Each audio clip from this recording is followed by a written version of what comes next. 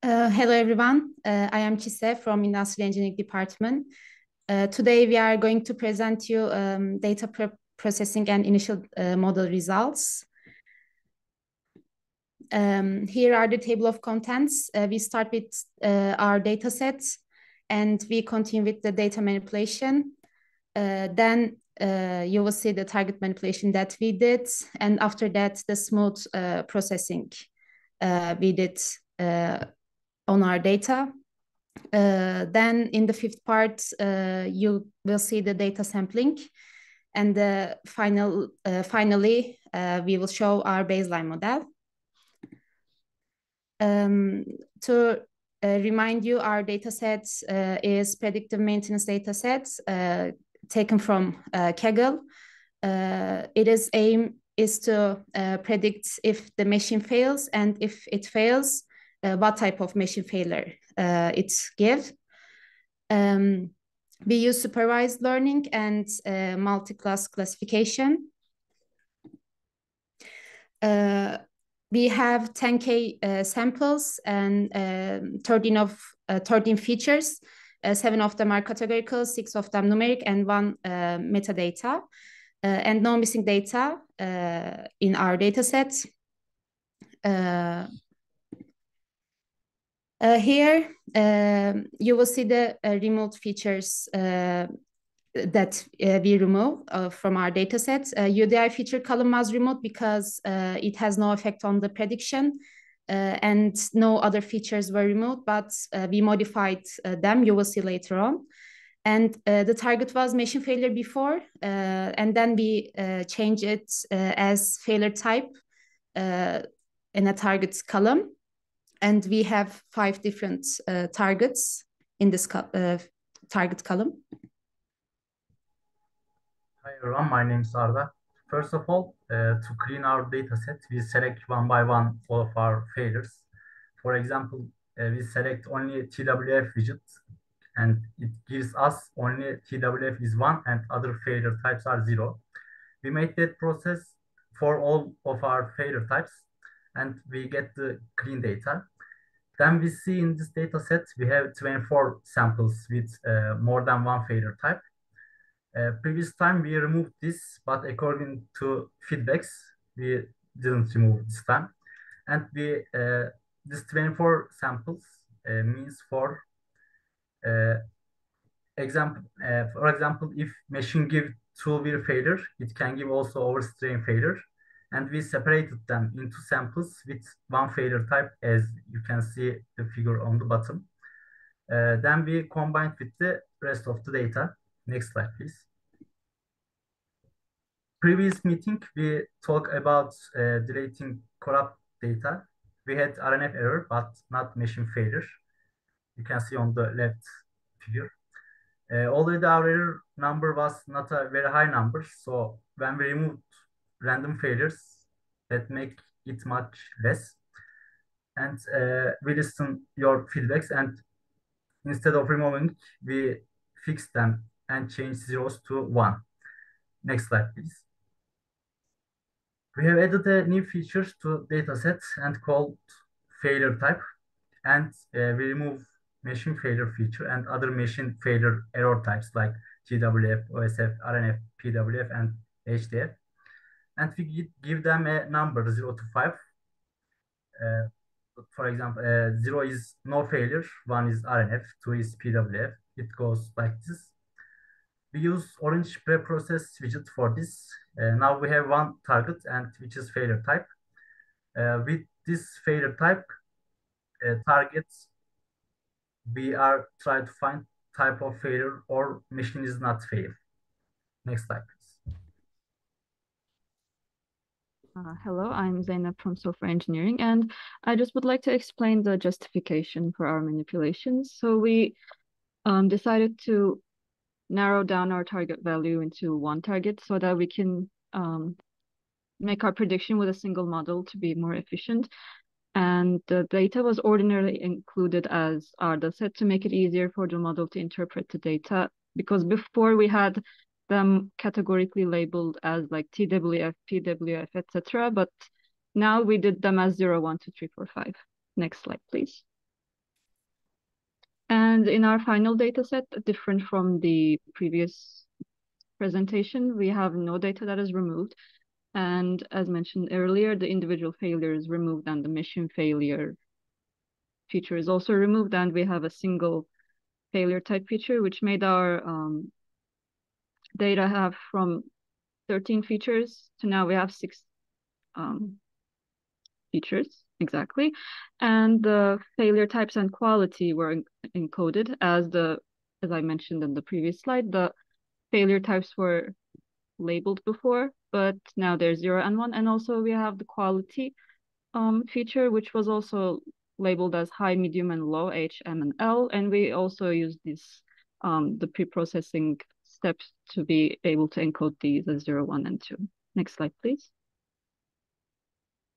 And as you can see now, the distributions of after our manipulations.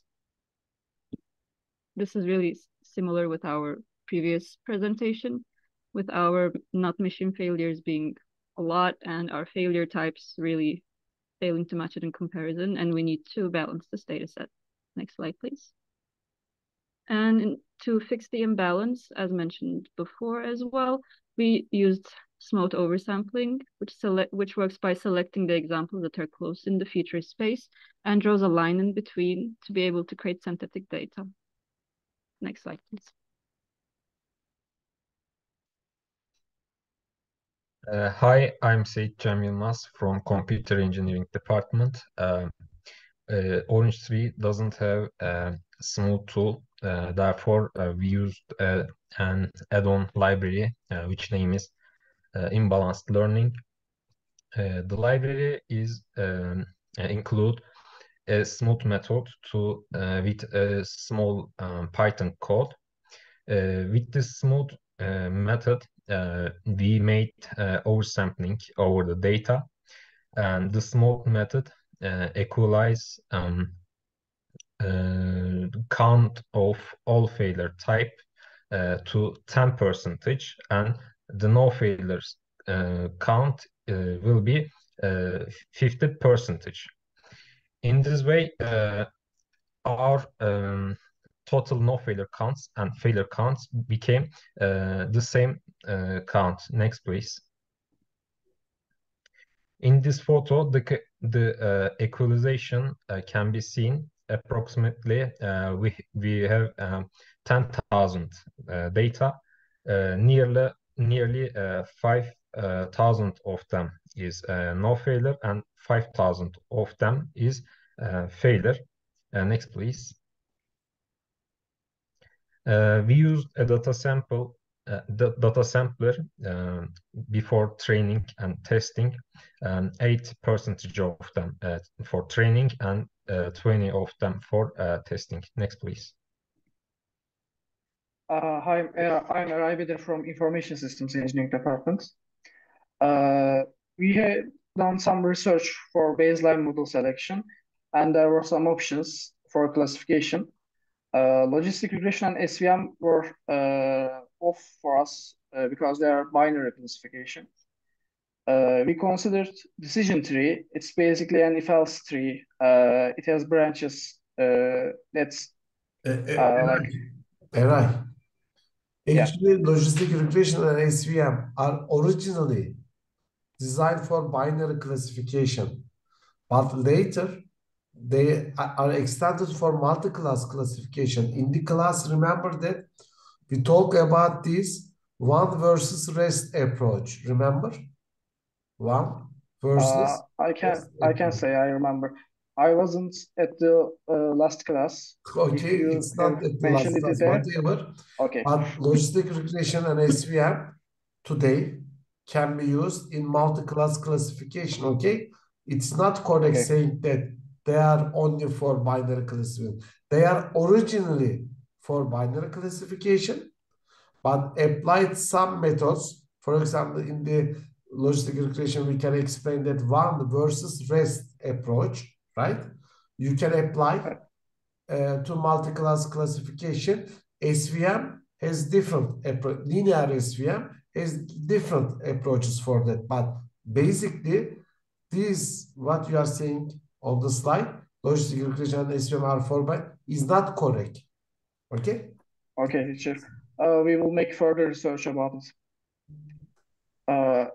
Random forest is a collection of decision trees. It's to put it simply, it has better generalization, but it is less interpretable. KNN uses proximity to make classifications, and also we can consider neo-Bayes. It's good with small data size, and it uses less resources from CPU and RAM. Next slide, please. We have tried some models without hyperparameter configuration, and we wanted to choose random forest as our baseline model simply because it performs the best out of the box and it is fast. As you can see, we have tested it with our base version of Dataset here. On the upper side, we have done cross-validation, and on the lower side, we tested on test data. Eray, what do you mean the base version of dataset? What do you mean? We didn't do any configurations on it. So it is in the imbalanced dataset, right? Yeah, it is imbalanced. With mistakes, the mislabeled data? Yeah, with mislabeled data. We just want not the all the original data mislabeled set data. as it is, right? As you downloaded from the Kaggle, right? Almost as it is. We have just excluded multi-failure types because it couldn't detect with it. But other than that, it is as it is. Okay. We didn't change anything. Okay. Next slide, please. It is after some modifications before sampling, like our friends mentioned. We have fixed some things, as you have mentioned in our previous slides. Like you have said, don't remove any data. You already have less data, very small data. We included RNF random failure again. We thought that before it was unnecessary and unpredictable, but as you said, it can be necessary when you have less data. We added those, and before oversampling, we trained it and tested again. You can see the scores here. Next slide, please. And this is after oversampling. Excuse me, on the slide, one of them is checked cross-validation, the other is not checked for cross-validation. It is the same as before. It is test on test data. But on the above one, it is cross-validation. So the results cannot be comparable. Yeah, no, we are not comparing it here. We just showing them. One for cross-validation, one for test on test data. Okay. We are not just we are comparing the slides between, not the two on the same slides. And this is after oversampling. We have slightly less F1 score after oversampling, but generally, I think our scores are great, but we can do further optimization. Next slide. Thank you for listening. Any questions? For the results, I couldn't understand. So in the results, I expected before applying a change in the data set, what was the, for example, classification accuracy, for example. Then after the modification in the data set pre-processing. So where is that? We didn't include a direct comparison.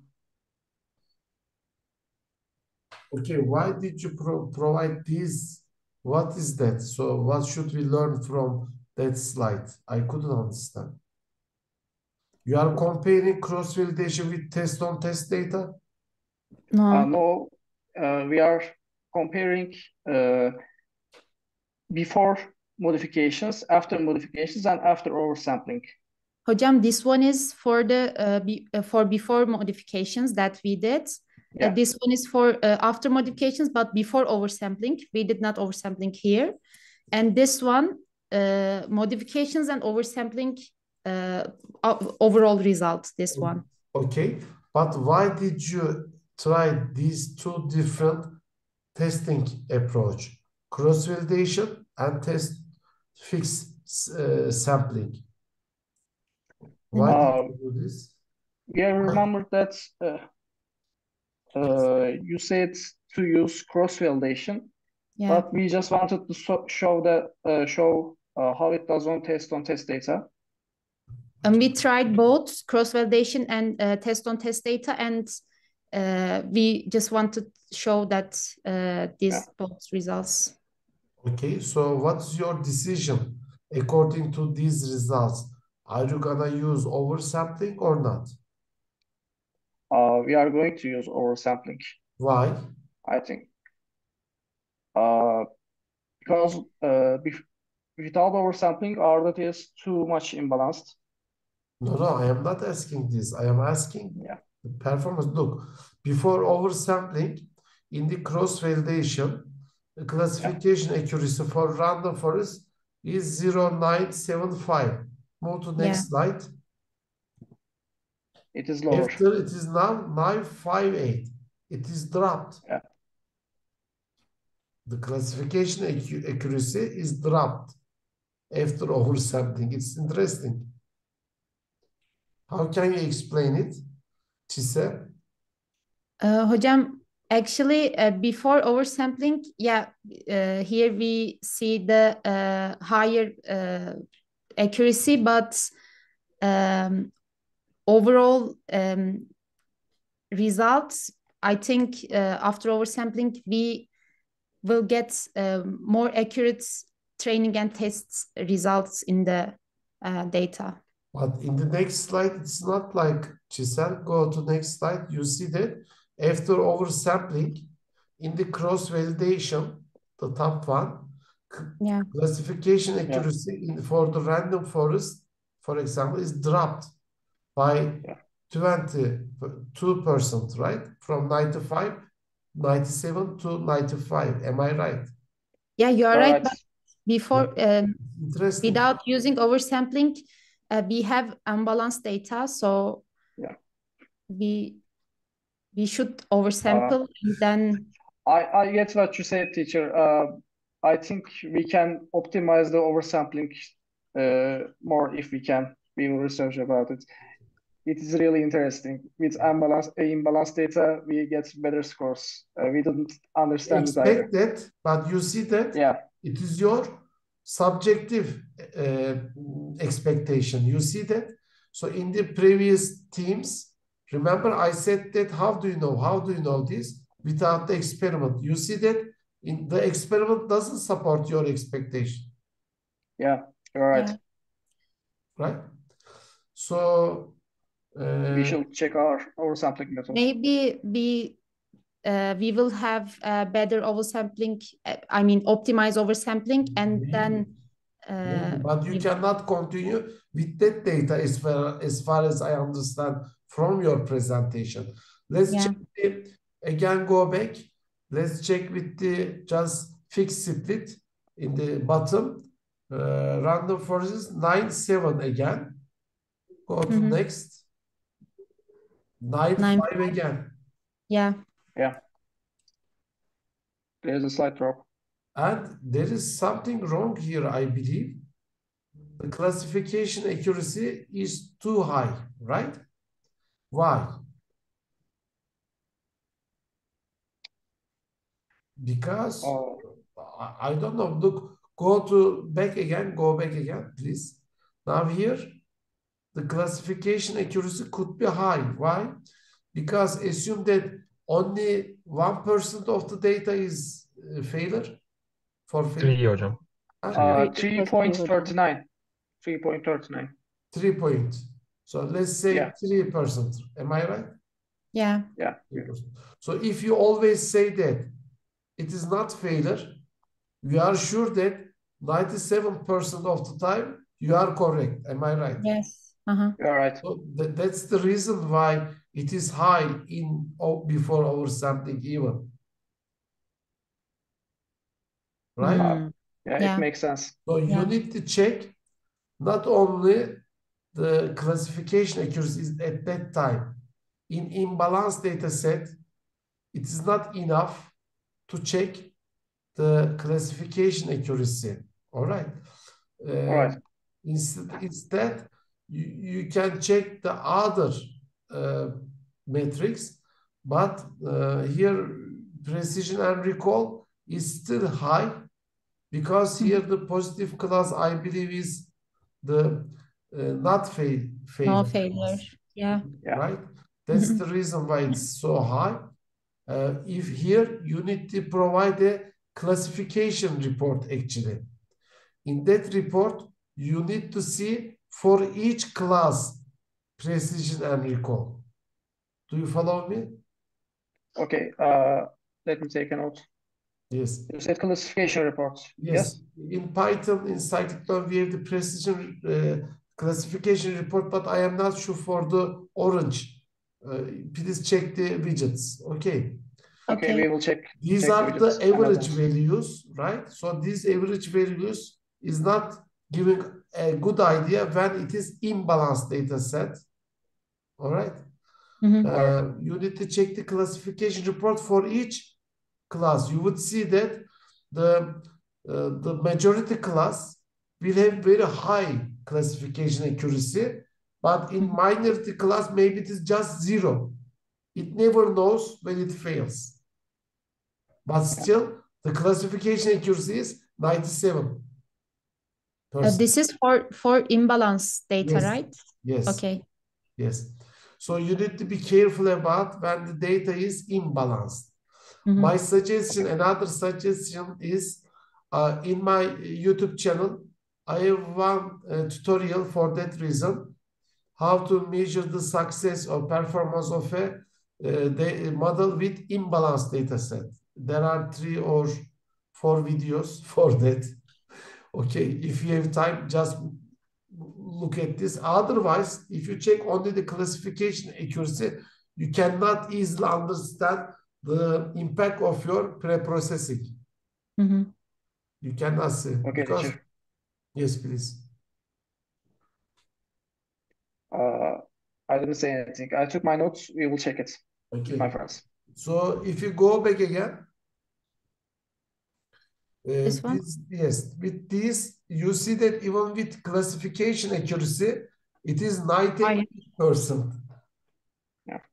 Right? Zeynep, And Hocam, what this do is you think without about anything. this? Özden, what do you think about these super high classification accuracy? Hocam, that is what I was actually going to say. The first version of the dataset is the best one. Actually, if you look at it's getting worse. Yes, if seemingly. you try to understand the performance of your model with only one metric, classification accuracy, it looks like that, right? Yes, Hocam, actually, for that, I was considering, like when you look at the classification accuracy, it's only that, but I was thinking maybe if you look at the precision or specificity, it could be, these are it could help, always but for those the are still majority class, right? for the majority class, as you said. Yes, I realize now. Right? That's the problem here. Actually, imbalanced data sets, for imbalanced data sets, you need to take some precautions, even with the metrics used here in the classification. They are not enough. Actually, I have one tutorial on my YouTube channel. Its title is that why 99.9% accuracy is not enough. That's the title. 99.9 accuracy is not enough. Because actually, if it is imbalanced data set, it's not enough. Yeah. Because you are It doesn't show it looking at accurately. majority class, right? Assume that 1% is the failure data set. Only 1% of the samples belongs to data. If you always say that no failure, 99% you are right. Yeah. But what about this 1%? In that we actually need to 1%, you will always be incorrect. Am I right? Hocam, it is hard to deal with the imbalanced data set. Yes. for us. Yeah, Yes. we knew there was a problem, but we didn't actually realize it. We were going to ask you about it, but So why I am suggesting you, everybody, please compare the before and after when you do some pre-processing on your data and try to understand. Here, now you provide this information, you understood there is something strange, right? It Yeah. couldn't be like that. Yes, hocam. Yeah. Yes, but you couldn't solve it. But you should understand there is something, you should bell a ring, right?